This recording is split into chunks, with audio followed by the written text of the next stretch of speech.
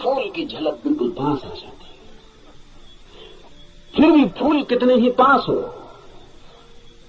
और कितनी ही झलक मिल गई हो, पास होना भी दूर होना ही है।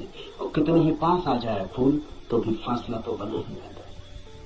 और मैं बिल्कुल हाथ से भी छू लूं फूल को तो भी पक्का नहीं है कि जो अनुभव मुझे होता है वो फूल का है, क्योंकि हाथ खबर लाने वाला है।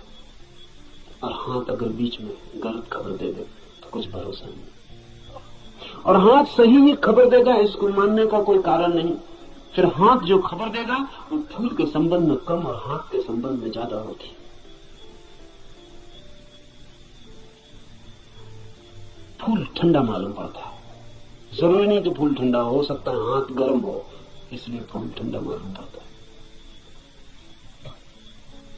खबर हाथ के संबंध में, क्योंकि खबर जब भी किसी माध्यम से आती तो सापेक्ष होती है, पक्का नहीं हुआ जा सकता। पोपोफ का मैं एक संस्मरण पढ़ रहा था। पोपोफ एक साधिका थी और गहरी साधिका थी,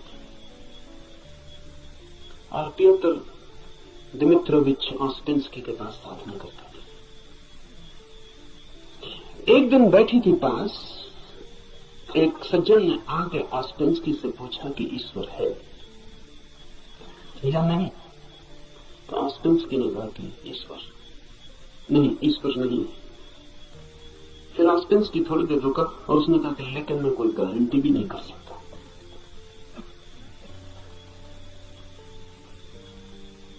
क्योंकि जो भी मैं जानता हूं वो सब माध्यम से जाना है। कभी आंख से देखा है लेकिन आंख का भरोसा था, कभी कान से सुना है लेकिन कान गलत सुन सकता है, कभी हाथ से छुआ है लेकिन हाथ का क्या कहना। अभी तक सीधा नहीं देखा है, अभी तक आमने सामने नहीं हुआ हूं, इसलिए कोई गारंटी भी नहीं। अभी तक जो भी जाना है उसमें मुझे ईश्वर का कोई अनुभव नहीं हुआ, लेकिन जरूरी नहीं कि ईश्वर न हो।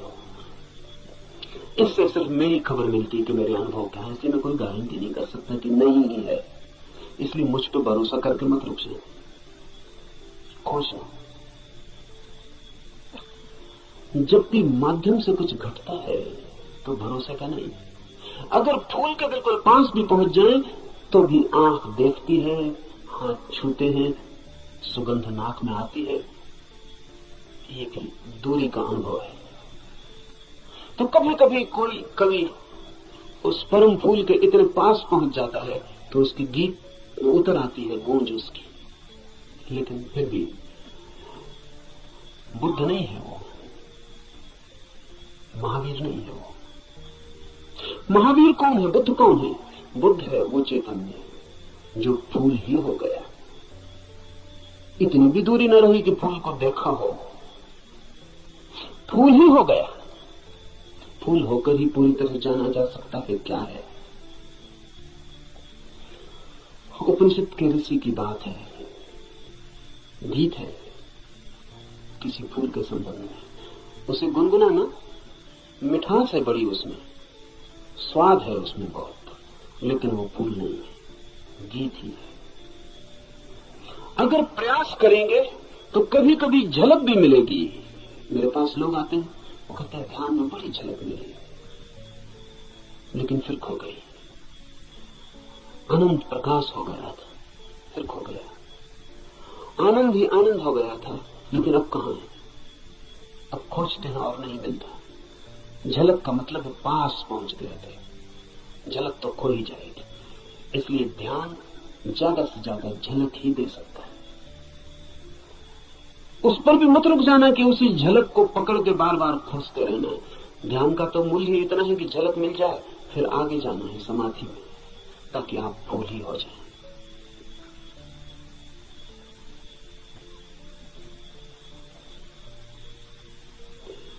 ध्यान में है झलक, समाधि में है हो जाना।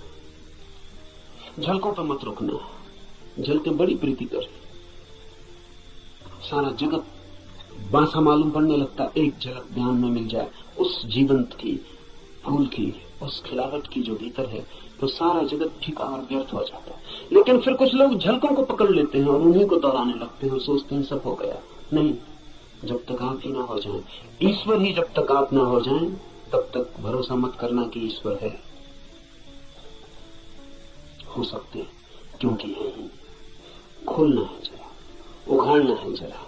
छिपे हैं, मौजूद हैं अभी और यही, थोड़े से वस्त्र हैं और बड़े झीने वस्त्र हैं कि चाहे तो अभी उतार के फेंक दें और नग्न हो जाएं और ईश्वर हो जाएं। लेकिन बड़ी पकड़ है, झीने तो है लेकिन पकड़ गहरी। क्यों है ये पकड़ इतनी?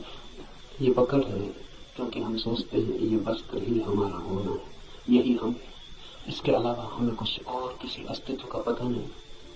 इस उपनिषद में इशारे होंगे उस अस्तित्व के जो वस्त्रों के पार है, और इस उपनिषद के साथ साथ हम करेंगे ध्यान ताकि मिले झलक, और आशा बांधेंगे समाधि की ताकि हम भी हो जाएं वही जिसे हुए बिना न कोई संतोष है, न कोई शांति है, न कोई सत्य है। उपनिषद शुरू होता है